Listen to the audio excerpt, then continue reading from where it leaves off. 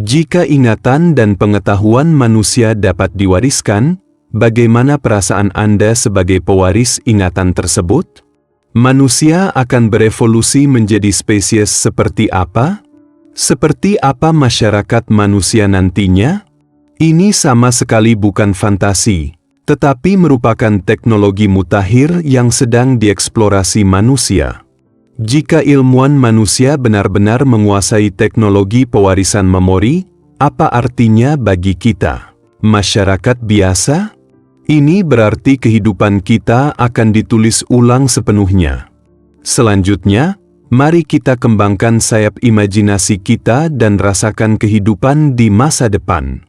Bayangkan jika di tahun 2050 nanti, seorang bayi lahir, dan dokter menggunakan nanorobot untuk menanamkan chip memori secara tepat ke dalam otak bayi. Apa yang akan terjadi pada bayi yang lahir pada tahun 2050 setelah chip memori ditanamkan? Bayi manusia ini akan menjadi pewaris kebijaksanaan nenek moyang kita. Seorang anak yang mewarisi ingatan kalkulus mungkin dapat memperoleh rumus gravitasi universal pada usia 3 tahun. Seorang anak yang mewarisi daya ingat untuk merestorasi lukisan kuno mungkin dapat mencampur pigmen pada usia 5 tahun. Seorang anak yang mewarisi daya ingat medis mungkin dapat mendiagnosis penyakit dan membuat rencana perawatan sederhana pada usia 4 tahun. Seorang anak yang mewarisi daya ingat algoritma pemrograman mungkin dapat menggunakan beberapa bahasa pemrograman dan menulis program pada usia 6 tahun. Pewarisan daya ingat akan membuka saluran berkecepatan tinggi untuk pewarisan pengetahuan manusia. Tetapi tidak mungkin pewarisan memory hanya mendatangkan perasaan baik bagi setiap orang. Ilmuwan kini telah menemukan bahwa memori nematoda dapat diwariskan setidaknya selama 4 generasi. Jika ingatan manusia dapat diwariskan kepada 4 generasi di masa mendatang, ini berarti bahwa sementara bayi manusia mewarisi kebijaksanaan leluhur mereka, mereka juga akan menanggung beban sejarah yang jauh melampaui imajinasi. Ketakutan, kesakitan, kekhawatiran, dan bahkan ide salah yang terpendam dalam ingatan dapat mengalir ke pikiran bayi yang baru lahir bersama dengan memori genetik dan menjadi bagian dari kehidupan mereka. Setiap manusia mungkin mengalami banyak stres karena kenangan yang tidak begitu baik ini. Pewarisan memori juga akan memicu revolusi kognitif dan sepenuhnya mengubah cara manusia memandang dunia.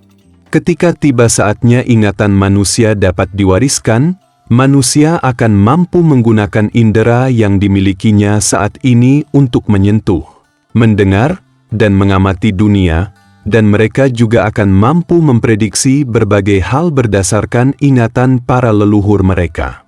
Apakah cara memandang dunia seperti ini baik atau buruk? Ada aspek baik dan aspek buruk. Hal baiknya adalah model ini dapat meningkatkan efisiensi operasi otak secara signifikan. Karena mewarisi pengalaman hidup para leluhurnya, para pewaris ingatan akan mampu memecahkan masalah rumit berkali-kali lebih cepat dibanding orang zaman sekarang. Saat dihadapkan dengan pengetahuan baru dan tantangan baru, mereka dapat dengan cepat mengekstrak pengalaman relevan dari memori warisan mereka, mencapai pembelajaran cepat dan penyelesaian masalah yang efisien. Sisi buruknya adalah ingatan mereka yang sebenarnya bisa berbenturan keras dengan ingatan yang diwariskan, menyebabkan orang terjerumus ke dalam pusaran pemikiran yang kekal. Kebingungan ini dapat berdampak negatif jangka panjang pada kesehatan mental manusia. Ketika ingatan manusia menjadi sumber daya berharga yang dapat diwariskan, aturan-aturan sosial manusia juga akan mengalami perubahan yang mengguncang dunia. Pewaris memori cenderung membentuk komunitas kognitif. Mereka yang mewarisi sumber daya ingatan yang baik akan menjadi teman baik satu sama lain, dan mereka akan menjaga jarak dari orang-orang biasa. Dengan cara ini, Kesenjangan pengetahuan yang tidak dapat diatasi akan muncul di antara orang-orang yang mengarah pada diferensiasi kelas baru dan antagonisme kelas baru. Kematangan teknologi genetika memori akan membuat pertanyaan filosofis kuno tentang siapakah saya lebih menonjol dan dapat menyebabkan krisis eksistensial yang meluas. Para pewaris ingatan ini mungkin meragukan kemandirian mereka sendiri, meyakini bahwa mereka sekadar kelanjutan ingatan para leluhur dan bukan individu yang unik. Selain itu, pewarisan memori juga menimbulkan risiko etika yang besar.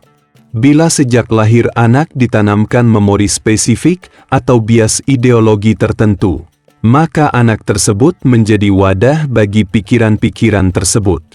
Bagaimana haknya untuk berpikir secara independen dapat dijamin? Dari uraian tadi, kita dapat mengetahui bahwa pewarisan memori itu seperti kotak Pandora. Ia menyembunyikan risiko tertentu, tetapi ia juga memancarkan pesona yang sungguh tak tertahankan. Di era di mana memori dapat diwariskan, berlalunya kehidupan tidak lagi menjadi akhir dari pewarisan pengetahuan, tetapi sebaliknya akan menjadi titik awal yang baru.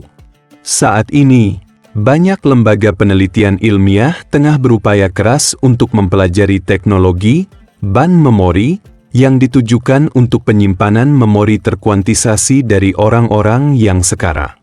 Teknologi ajaib ini seperti jembatan melintasi waktu dan ruang, yang memungkinkan generasi mendatang untuk secara selektif mewarisi kenangan berharga leluhur mereka berdasarkan kebutuhan mereka sendiri. Tidak sulit untuk membayangkan bahwa di masa depan, pengalaman dan kebijaksanaan yang dikumpulkan manusia sepanjang hidup mereka dapat dikodekan menjadi warisan genetik yang unik dan diwariskan dari generasi ke generasi. Dengan cara ini, manusia tampaknya telah menemukan jalan rahasia untuk mencapai keabadian, dan pemikiran serta wawasan individu akan dapat diwariskan ke generasi mendatang. Teknologi genetika memory bagaikan pedang bermata dua. Di satu sisi ia bersinar dengan harapan, tetapi di sisi lain ia menyembunyikan bahaya. Potensinya sangat besar dan dapat menjadikan setiap orang sebagai harta karun peradaban manusia, yang mengintegrasikan ribuan tahun kearifan manusia. Namun pada saat yang sama, teknologi ini dapat mengubah manusia menjadi wadah memori. Ketika semua pengetahuan dan pengalaman dapat dengan mudah diperoleh melalui warisan, orang mungkin secara bertahap kehilangan antusiasmenya untuk menjelajahi hal yang tidak diketahui, dan juga kehilangan pengalaman berharga dalam tumbuh melalui kemunduran dan kesulitan. Kepribadian dan kebebasan setiap orang mungkin juga tenggelam tanpa ampun dalam derasnya ingatan dan direduksi menjadi salinan yang stereotip. Menghadapi situasi yang rumit ini, kita perlu memperlambat langkah dan menenangkan diri untuk memikirkannya. Ketika pengetahuan menjadi sumber daya yang dapat diwariskan, dapatkah manusia masih dengan berani menjelajahi dunia yang tidak dikenal seperti yang mereka lakukan sebelumnya? Ketika pelajaran hidup dapat diperoleh dengan mudah, apakah setiap manusia masih dapat mencapai pertumbuhan pribadi? Apakah manusia masih dapat menjunjung tinggi keaslian dan kebaikan sifat manusia? Hal ini tidak hanya menyangkut takdir pribadi, tetapi juga menentukan apakah teknologi genetika, memori akan membawa umat manusia menuju kejayaan baru atau menyeret umat manusia ke jurang yang tidak dapat kembali. Teknologi genetika memory adalah permainan antara sains dan teknologi dan kemanusiaan. Kita harus membuat pilihan yang hati-hati untuk memastikan bahwa peradaban manusia bergerak maju dengan mantap ke arah yang benar. Selamat datang untuk berlangganan dan berbagi saluran saya. Sampai jumpa di lain waktu.